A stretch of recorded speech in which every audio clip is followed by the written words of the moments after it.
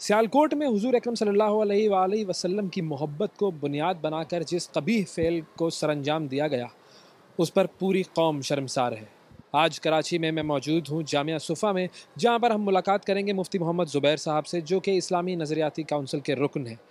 उनसे हम बात करेंगे कि मुआशरे में बढ़ती हुई इंतहा पसंदी को कैसे रोका जा सकता है और दीन इस तरह के अमाल के बारे में क्या कहता है। सियालकोट में हुआ, इस हवाले से क्या कहेंगे? क्या ये दीन की तालीम है? क्योंकि वाक़या होता इस्लाम के नाम पर है, फिर बाद में हम तो ये कह रहे होते हैं कि इस्लाम अमन का मज़हब है, लेकिन जिस तरीके का ये वाक़या है और जिन चीज़ों से इसको जोड़ा जा रहा है, वो ज़ाहिर है वो फिर एक दीनी ही मामला बन जाता है। तो हमारे दीन के हवाले से क्या ये सिखा रहा है दीन, और अगर ये नहीं सिखा रहा तो फिर ये मामलात कहाँ से आ रहे हैं हमें? बिस्मिल्लाहिर्रहमानिर्रहीम नहमदुहु व नसल्ली अला रसूलिहिल करीम अम्मा बाद। देखें, इस सिलसिले में हम तो 100% वाज़ेह और क्लियर कट हैं, और तमाम नादरीन और सामीन को भी इस सिलसिले में वाज़ेह तौर पर ये बात समझनी चाहिए कि ये जो सियालकोट का वाक़या है, इसको आप सफाकियत कह सकते हैं, दरिंदगी कह सकते हैं, बहीमियत कह सकते हैं, जहालत का शाखसाना कह सकते हैं, दीन से दूरी, नावाक़फ़ियत कह सकते हैं। इसका इस्लाम, शरीयत मुहम्मदिया, रसूलुल्लाह सल्लल्लाहु अलैहि वसल्लम की तालीमात और अहादीस मुबारका, कुरान करीम से दूर दूर का कोई वास्ता और ताल्लुक़ नहीं है। मैं इस सिलसिले में आपको वाज़ेह तौर पर यह बात कहना चाहता हूँ, आप सूरह नूर उठा लीजिए, मुख्तलिफ़ जराइम है। अब वो जो जराइम हैं उनके बारे में अल्लाह रब्बुल इज़्ज़त कहीं निसाब शहादत को बयान फरमा रहे हैं, कहीं पर अल्लाह रब्बुल इज़्ज़त गवाहों की तफसीलात बयान फरमा रहे हैं। आप अंदाज़ा लगाइए कि एक आदमी दूसरे को अगर 100 रुपया 1000 रुपया कर्ज़ देता है तो सूरह बकरा के अंदर आयतुल मुदायना के नाम से वहाँ पर गवाह मुकर्रर करने की तफसीलात, गवाह कैसे होने चाहिए उसकी तफसीलात। अच्छा, अब आप आ जाइए अहादीस तजरिबा की तरफ, तो सरकार दो आलम सल्लल्लाहु अलैहि वसल्लम फरमा रहे हैं अल-बय्यिनतु अलल मुद्दई वल यमीनु अला मन अनकर। सिहाह सित्ता की हदीस है, ऑथेंटिक तरीन हदीस है। क्या जो भी मुद्दई होगा उसके ऊपर गवाह पेश करना लाजिम होगा, और जो मुद्दा अलैह होगा, जो मुनकर होगा, उसके ऊपर यमीन यानी कसम और हलफ आएगा। अब आप देखें, आप सल्लल्लाहु अलैहि वसल्लम की अहादीस से हमें मुद्दई, गवाह, मुद्दा अलैह, इस्तिगासा, बय्यिना, गवाहों की कंडीशंस, गवाहों की शराइत, लेट द कोर्ट डिसाइड, ये बाकायदा अहादीस के अंदर के अदालत की तरफ लेकर के जाओ, अदालत में जाओ, अदालत के अंदर जा कर के ये सारे का सारा एक पूरा प्रोसेस चलेगा। अहादीस तो ये बता रही हैं, कुरान करीम की सूरह बकरा, सूरह नूर तो ये बता रही है। और आम जराइम के बारे में मैंने आपको बताया, 100 रुपया 1000 रुपया लेन देन के मामले पर भी कुरान करीम ये कह रहा है कि भाई गवाह ऐसे होने चाहिए। अच्छा, अगर मर्द नहीं मिले तो औरतें इतनी गवाह हों, वगैरह वगैरह, ये सारी की सारी तफसीलात। तो अब आप मुझे बताइए, एक तरफ ये मंजरनामा जो सियालकोट में आपको नज़र आता है, दूसरी तरफ कुरान और सुन्नत की ये तालीमात, इन तालीमात को सामने रखते हुए एक हुजूम का उठना, बलवे की शक्ल इख्तियार करना, किसी भी गैर मुस्लिम को या किसी भी इंसान को पकड़ना, रस्सियों से जकड़ना, उसको नौजुबिल्लाह नंगा करना, उसका चेहरा गायब कर देना, उसे मार मार कर रस्सियों से जकड़ जकड़ घसीट घसीट कर चौरंगी और सड़क पर लेकर के आना, उसे कत्ल कर देना, उसकी लाश को जला देना, इसका इस्लाम से क्या वास्ता हो सकता है? इसका शरीयत से क्या ताल्लुक वास्ता हो सकता है? कोई लिंक नहीं है। जिहालत है और आला दर्जे की सफाकियत और बर्बरियत है। इसका सफाकियत, बर्बरियत, दरिंदगी से ताल्लुक़ हो सकता है। कुरान और सुन्नत की सुनहरी, आला और खुशगवार तालीमात से इसका कोई वास्ता नहीं। जिन लोगों ने ये काम किया उनके लिए इस्लाम क्या कह रहा है? वाज़ेह तौर पर यह बात है, आपको मालूम होना चाहिए, सैयदना फ़ारूक आज़म रज़ियल्लाहु ताला अन्हु की अदालत से, उनकी खिलाफत के दौर और ज़माने के अंदर उन्होंने न सिर्फ ये कि ये हुक्म दिया, बल्कि ऐसे भी कई सारे मुकदमात के फ़ैसले किए कि अगर एक आदमी को कत्ल करने में 50 अफराद मुलव्वस थे तो 50 को सज़ाए मौत दी गई। यानी 50 के बारे में सज़ाए मौत का फ़ैसला आ रहा है कि अगर एक आदमी को कत्ल करने के अंदर 50 आदमी भी, अगर इससे शरीयत को, कोर्ट और अदालत को कोई बहस नहीं है कि वो बंदा तो एक मरा था, अब आप सज़ा 50 को, अगर वो मुलव्वस है बराह रास्त और वो भी शरई सबूतों के ज़रिए से साबित हो जाए, तो ये जिन लोगों ने ये हरकत की है उन्होंने हराम हरकत की है। अच्छा, दूसरी बात, क्या तमाम स्कूल ऑफ थॉट और तमाम मसालिक और मकातिब फ़िक्र का इस बात पर इजमा और कंसेंसस और इत्तफाक नहीं है कि अगर कोई शख्स डिक्लेयर्ड गुस्ताख रसूल भी हो, कन्फर्म बाय द कोर्ट साबित हो चुका हो, मुसला करना क्या जायज़ है? क्या उसका मुंह उड़ा देना जायज़ है? क्या उसको नंगा करना जायज़ है? کیا اس کی لاش کو جلانا جائز ہے؟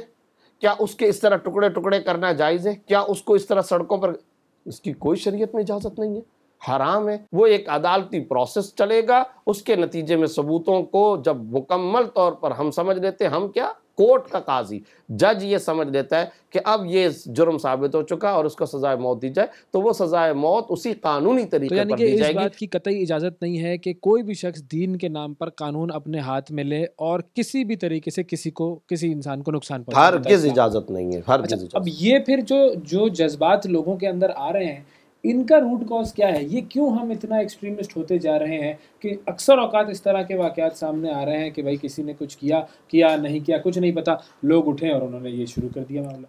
That is a point. اب جو آپ نے یہ سوال فرمایا بہت ہی زیادہ ویلڈ کوسچن ہے، اور اس پر ہمیں آنا چاہیے اور ٹھنڈے دل سے ہمیں اس پر غور کرنا چاہیے کہ اس طرح کے واقعات کے اسباب کیا ہیں۔ تو یہ ایک لمبی فہرست ہے، میں اس میں سے چند ایک کی طرف اشارہ کرنا ضروری سمجھتا ہوں۔ سب سے پہلی بات تو یہ ہے کہ سچی بات یہ ہے، عوام الناس کا، لوگوں کا عدلیہ کے سسٹم پر، جسٹس سسٹم پر کانفیڈنس نہیں رہا۔ یہ ایک اہم ترین بات ہے، کوئی کتنی ہی نظریں چرائے۔ اچھا، ایک بات اور بھی میں یہاں ذکر کر دوں، اس نقطے کی طرف اشارہ کرتے ہوئے میں پہلی ہی فرصت میں یہ بتا دوں کہ اگر عدالت پر کسی کا بھروسہ اور اعتماد نہیں رہا، تب بھی اس طرح قانون ہاتھ میں لینے کی اجازت نہیں ہو سکتی ہے۔ ہم اس قتل اور بربریت کی جسٹیفیکیشن نہیں دے رہے، اس کو ہم جسٹیفائی نہیں کر رہے کہ اگر فرض کریں عدالت نے اپنا اعتماد بحال نہیں کیا، کانفیڈنس ریسٹور نہیں کیا، لوگوں کو بھروسہ نہیں رہا، تو اب لوگ اپنے ہاتھ میں قانون لینے لگ جائیں۔ ہرگز نہیں ہو سکتا، یہ تو بہرحال ناجائز ہے، یہ تو بالکل ہی غلط ہے۔ لیکن میں اسباب کی بات کر رہا ہوں، کیونکہ جب نظام اور ریاست اور سسٹم کی اینک سے دیکھا جاتا ہے، اور خاص طور پر حکمرانوں کو جب دیکھا جاتا ہے، تو پھر وہ بند کمرے کے اندر بیٹھ کر کے تمام اسباب کا تجزیہ تو کریں گے، وہ اسباب کا جائزہ تو ٹھنڈے دل سے لیں گے۔ اب ہم اسباب کی طرف آتے ہیں، تو پہلا سبب بنیادی طور پر جو میں سمجھتا ہوں، لوگوں کو عدالتی سسٹم پر بھروسہ نہیں رہا، عدلیہ پر کانفیڈنس نہیں رہا۔ اس کی مثال کراچی میں بے شمار مرتبہ یہ واقعات پیش آتے ہیں، گلی کوچوں کے اندر، آپ نے بھی کئی دفعہ اس پہ پروگرام کیے ہوں گے اور بہت سارے میڈیا کے لوگوں نے پروگرام کیے۔ ڈاکو ہاتھ چڑھتا ہے اور اس ہتھے چڑھے ہوئے ڈاکو کو آس پاس کے دکاندار، مجمع اور عام لوگ اس کو وہیں پر مار مار کے قتل کر دیتے ہیں اور اس کو ختم کر دیتے ہیں۔ سوال یہ پیدا ہوتا ہے کہ کیوں کرتے ہیں؟ صرف اس کا ایک ہی جواب ہے، وہ جو موبائل اور وہ جو اسٹریٹ کرائم اور وہ جو مسلسل پیسوں کا لوٹنا، بینکوں کی ڈکیتیاں، دکانوں کی ڈکیتیاں، اور یہ جو موبائل کرمنل قسم کے جتنے افراد، یہ جانتے ہیں، ان کے دماغوں میں یہ بات کوٹ کوٹ کر کے بھری ہوئی ہے، اگر ہم نے اس کو پولیس کے حوالے کیا 4 گھنٹے بعد چھوٹ کر آ جائے گا۔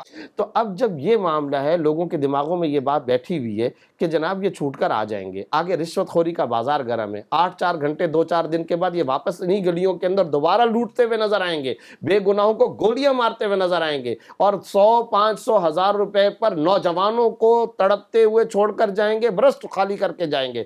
جب وہ یہ دیکھتے ہیں تو پھر وہ وہیں روڈ پر اپنا ایک جسٹس سسٹم لگاتے ہیں، روڈ پر عدالت قائم کرتے ہیں، روڈ پر اس کو مار دیتے ہیں۔ اگر عوام کو بھروسہ ہوتا تو کبھی وہ یہ حرکت نہ کرتے۔ بلکہ میں آپ کو یہاں ایک مزے کی بات بتاؤں، ہم یہ بار بار بات کرتے ہیں نا، تو ہمیں بھی اسی طرح کے میسیج آتے ہیں، وہ کہتے ہیں کہ آپ بار بار یہ تلقین کیوں کرتے ہیں کہ جناب عدالت کی طرف منتقل کرو؟ آپ کو پتہ نہیں ہے کہ پاکستان کے اندر یا ہماری عدالتوں کے اندر یا ہماری گورنمنٹ کی کیا کیا صورتحال ہے؟ میرے پاس کئی دفعہ اس طرح کے میسیج آ چکے ہیں۔ تو ہم ان کے جواب میں کہتے ہیں بھائی اگر عدلیہ کا یا حکومتی نظام کمزور ہے تو پھر وہ جانے، ان کا خدا جانے، ہماری ذمہ داری یہاں فارغ ہو جائے گی کہ ہم نے پکڑا اور قانون کے حوالے کر دیا۔ ایک ریزن تو یہ جی، ایک ریزن یہ ہے۔ دوسرا ریزن جو اس کے اندر ہمیں سمجھنا چاہیے وہ یہ کہ اس وقت پورے ملک کے اندر، پورے کے پورے ملک کے اندر ایک خطرناک قسم کا، بہت ہی خطرناک قسم کا سٹریس لیول بہت اوپر تک جا چکا ہے۔ اب وہ نفسیات کے ماہرین سے پوچھا جائے، یعنی عدم برداشت اور تشدد پورے ملک میں عام ہو چکا ہے۔ اس میں بے روزگاری بھی ہے، اس میں مہنگائی بھی ہے، اس کے اندر عدلیہ کے عام معاملات کے اندر جسٹس سسٹم کا نہ ہونا ہے، سیاستدانوں کی لڑائی بھی، آپس کے اندر انتشار بھی، اور یہ بڑھتی ہوئی خودکشی، خطرناک حد تک اس وقت خودکشیوں کا جو رجحان ہے وہ ڈرامائی انداز میں فگرز کراس کر چکا ہے۔ یہ سارے کے سارے معاملات بھی یہ بتاتے ہیں کہ مجموعی طور پر بھی ہمارے ملک کے اندر سٹریس لیول بہت حد تک بڑھ چکا ہے، جس پر حکمرانوں کو متوجہ ہونا چاہیے۔ اور تیسرا ایک بڑا اہم سبب ہے، اور وہ میں معذرت کے ساتھ کہنا چاہتا ہوں، کسی کو اچھا لگے یا برا لگے، ایک پورا خطرناک مائنڈ سیٹ تیار کیا گیا ہے، اور وہ جو ایک خطرناک مائنڈ سیٹ تیار کیا گیا ہے کہ جناب بغیر تحقیق کے توہین رسالت کا الزام لگا کر کسی کو بھی مارو، اٹھو، بلوا، ہجوم. پھر کیا ایسے لوگوں کو، میں اس حکومت کی بات نہیں کرتا، سب کے سب ملوث ہیں، پچھلی حکومت، اس سے پچھلی حکومت، اس سے پچھلی حکومت، سرسری، وقتی، عارضی، پوائنٹ سکورنگ کے لیے، سیاسی مفاد پرستی کے لیے کیا ایسے ہجوموں کو ہلاشیری نہیں دی گئی ہے؟ کیا ہم نے پاکستان کی سڑکوں پر یہ منظر نہیں دیکھے؟ اگر ان کو ہلاشیری دی گئی ہے، اچھا کیوں دی گئی ہے؟ میں چونکہ فلاں جماعت کا ہوں تو فلاں جماعت والے کو دباؤ، اب فلاں پارٹی والے کو دباؤ، فلاں سیاست والے کو دباؤ. اب یہ جو ہم نے سیاست کے اندر اس جیسے جذبات کو بھی استعمال کرنا شروع کیا ہے. یہاں ایک نقطہ ذہن میں رکھیں، بعض لوگ کہتے ہیں سیاست میں مذہب کا استعمال، میں اس کے بالکل برخلاف ہوں. سیاست خود مذہب کا ایک پارٹ ہے، مذہب خود سیاست اسلامیہ کا طریقہ بتاتا ہے، وہ میں نہیں کہہ رہا، لیکن میں یہ کہہ رہا ہوں کہ عدم واقفیت اور جہالت اور جنونیت کو مذہب کا پہلے لبادہ اڑایا، پھر اس کے بعد اس جوش اور اس ولولے اور اس جذبے کو سیاست بازی کے لیے استعمال کیا. یہ سارے کے سارے روٹس جتنے چل رہے ہیں غلط. پہلے میں نے آپ کو شروع کے اندر یہ بات بتا دی کہ یہ جو بلوا اور ہجوم اور اس طریقے سے قانون ہاتھ میں لینا، اس کا اسلام سے کوئی تعلق نہیں. پہلے تو ہم نے ایک مائنڈ سیٹ یہ تیار کیا کہ اس کو اسلام بنایا، ہم نے پہلے اس کو اسلام ڈکلیئر کیا کہ یہ جذبہ عشق رسول ہے، یہ محبت عشق رسول ہے، یہ عقیدت رسول صلی اللہ علیہ وسلم کا تقاضا ہے، گویا یہ دین کا پارٹ ہے، اسلام کا پارٹ ہے، جبکہ یہ اسلام کا پارٹ نہیں ہے کہ قانون کو ہاتھ میں لیا جائے. یہ ایک پورا مائنڈ سیٹ بنایا. پھر اس مائنڈ سیٹ کو اپنی سیاست بازیوں کے لیے استعمال کیا. بھائی اویس صاحب، میں فلسفیانہ بات نہیں کر رہا ہوں، یہ سڑکوں پر ہم نے دیکھا، آپ نے دیکھا. بالکل میں مناسب نہیں سمجھتا، چونکہ میرا سیاست سے تعلق نہیں، کہ میں باقاعدہ جماعتوں کا یا کسی تنظیم کا یا کسی آرگنائزیشن کا نام، یہ سب ہوا ہے. اسلام آباد کی سڑکوں پر بھی ہوا ہے، کراچی، لاہور کی سڑکوں پر ہوا ہے. اور پھر کیا ہے، چونکہ اس وقت اقتدار میں میری مخالف سیاسی جماعتیں، اس کو دبانے کے لیے ان لوگوں کو ہلاشیری دے دو. صحیح. اچھا اب جب ان لوگوں کو ہلاشیری دے دو، ٹھیک ہے، تو آج تو آپ نے یہ کر لیا، کل کو پھر آپ کے ساتھ بھی یہی کچھ ہوگا. یہ وہ خطرناک مائنڈ سیٹ ہے جس کی بنیاد پر آج پوری ریاست آگ کی چنگاری پہ کھڑی ہے، اور کسی بھی وقت یہ لاوا پھوٹے گا، سب بھسم ہو جائے گا، پھر بچے گا کوئی بھی نہیں. بالکل. اور میں تو ایک اور بات اس سے آگے بڑھ کر کے کہنا چاہتا ہوں، سیاسی جماعتیں نہیں بچیں گی اس خطرناک مائنڈ سیٹ کے آگے، اس کو چھوڑیں، علماء بھی نہیں بچیں گے. ایک سلسلہ حکومت کی طرف سے یہ بھی چل رہا تھا کہ ایک خطبہ ہو جو کہ ہر مسجد سے، ہر ممبر سے دیا جائے. وہ چیز کیا اگر ہوگی تو کیا وہ بہتر ہے، وہ ہونا چاہیے یا نہیں ہونا چاہیے؟ میں اس کی فیور میں نہیں ہوں. اس کی وجہ یہ ہے بھائی اویس مگر والا کہ آپ کو یہ بات پتہ ہونی چاہیے کہ ابھی کچھ عرصہ پہلے اسلامی نظریاتی کونسل نے کچھ خطبات کی تیاری کے لیے کہا تھا کہ وہ خطبات تیار ہونے چاہیے، اور ان کی فہرست بھی، اور وہ صدر مملکت کی خواہش پر تھا، اور مجھے اس کے ذمہ لگایا گیا، اور میں نے کر بھی دیا یہ کام. میں نے 100 موضوعات کی فہرست مرتب کر دی ہے اور وہ کونسل میں پیش بھی کر دی ہے. لیکن یاد رکھیے وہ صرف ترغیبی موضوعات تھے کہ بھئی ترغیب ہے، اس میں حقوق العباد ہے، خواتین کی میراث ہے، خواتین کے حقوق ہیں، اس میں توکل ہے، اس میں قناعت ہے، ختم نبوت کا موضوع بھی ہے، قناعت کا موضوع بھی ہے، حقوق العباد سے متعلق بھی ہے، حقوق اللہ سے متعلق بھی ہے، کرپشن نہیں ہونی چاہیے، بددیانتی نہیں ہونی چاہیے، قانون کا احترام ہونا چاہیے، وغیرہ وغیرہ. بہت اچھے موضوعات ہیں، شاندار موضوعات ہیں.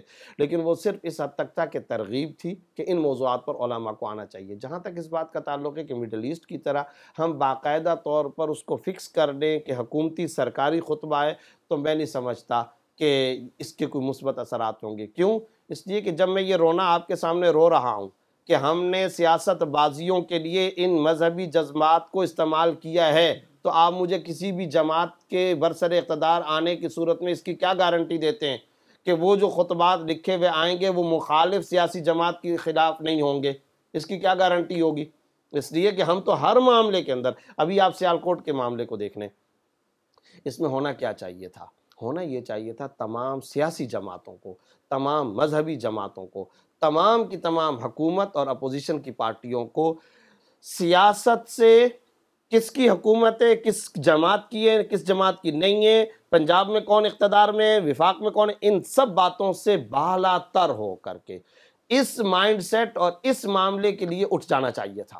لیکن ہو کیا رہا ہے؟ وہی سیاست بازیاں کہ فلاں حکومت کی ناکامی، فلاں حکومت کی ناکامی، فلاں نے یہ کیا، فلاں نے. ارے بھائی جیسے ابھی ہم بیٹھے ہوئے غیر سیاسی لوگ ہیں نا، ہم اسباب پر جائزہ لے رہے ہیں، ہم اسباب کا جائزہ لیں، بھئی یہ ہے یہ ہے یہ، اس طرح ایک کنسنسس آنا چاہیے تھا، ایک اجماع اور اتفاق آنا چاہیے تھا کہ بھئی اس کے یہ اسباب ہیں، سب کا نقصان ہوگا، کسی کو آج نقصان نظر آ رہا ہے تو صبر کر لے، کل کو دوسرے کی باری، تیسرے کی باری، سب کی باریاں آئیں گی، کوئی بھی پھر اس مائنڈ سیٹ کے تحت سامنے نہیں بچے گا۔